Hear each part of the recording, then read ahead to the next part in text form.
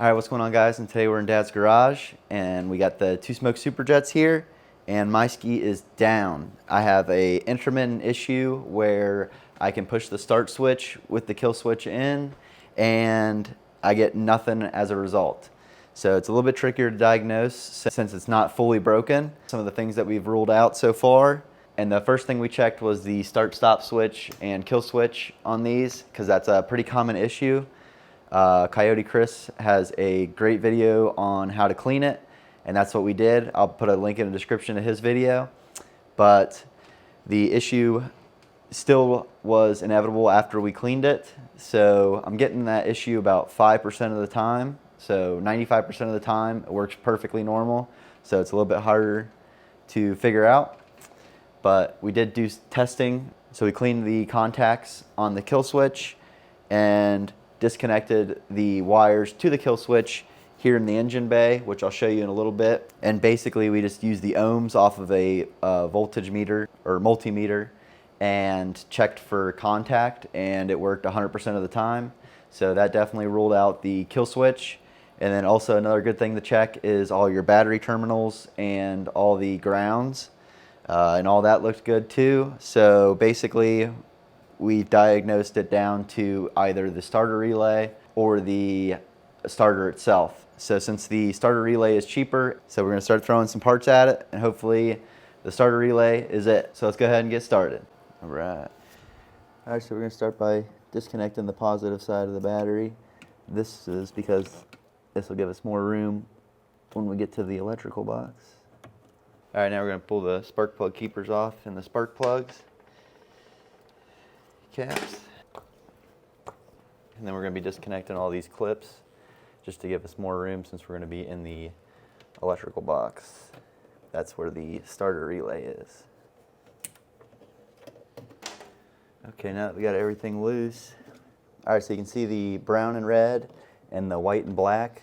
These are the two connections. We disconnected both of these and used our multimeter to ohm them out to test the kill switch and the start-stop switch.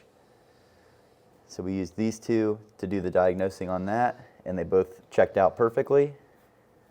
It's a lifting up of the two tabs, and they pop right out. One on each connector. Finger. Yeah. So this is the stop circuit, and then this is the starter. And these just run up the handle pull all the way up to the kill switch and start-stop switch.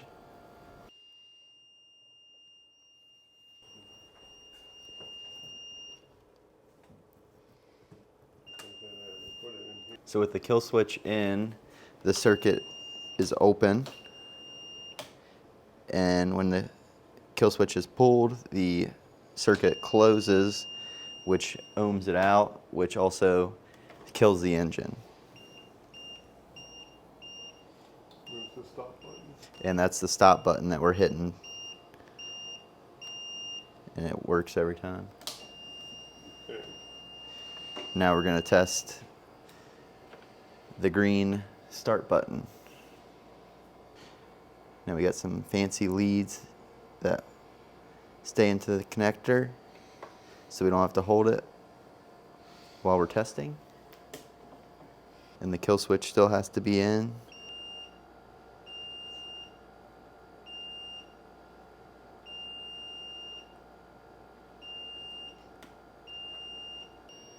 Yeah, it's working every time.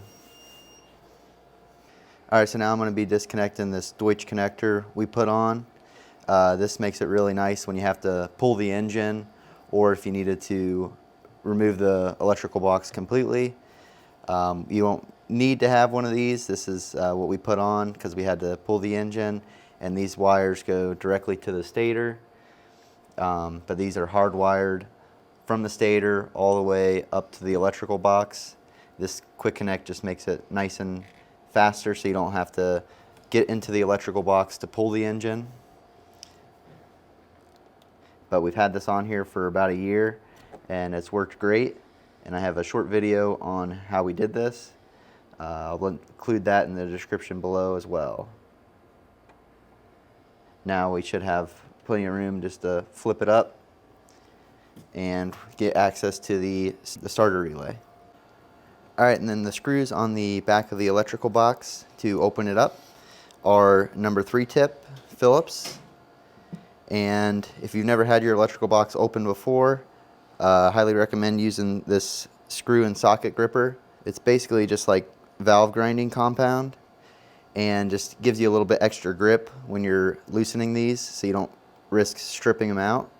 But since we've had this apart before, they came out pretty easy and they already had a little bit of the valve grinding compound in them, so they came out not too bad.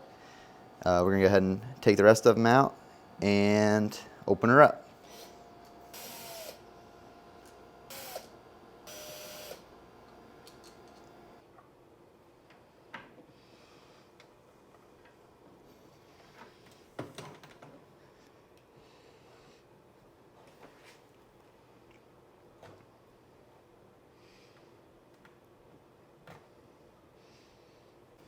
And you can see we have the MSD ignition on mine. Dad's still has the stock ignition. And then right here, the 2 red wires go into the starter relay. So now we're going to remove that and we'll be testing it. Even though we think it'll probably say good, just because it's really intermittent on when it fails. All right, we're going to be testing out the starter relay with a 12-volt battery. And for the new starter relay, this is the part number 68N-81940-00.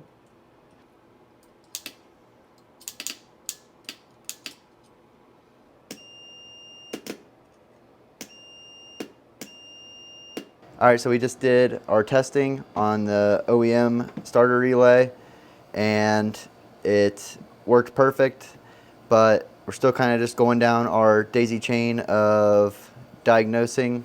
So we are going to go ahead and put the new one in because our theory when the ski doesn't start is that we don't hear the starter relay click over, even though it did it perfectly every time we tested it with this battery. We're still going to put a new one in and keep this one as a spare just in case. All right, and here's the diagram from our service manual on how to test the starter relay. So we just followed the book on how to test it, and it did check out, but we'll go ahead and throw it in. We'll go ahead and throw the new one in and hope our issue is resolved.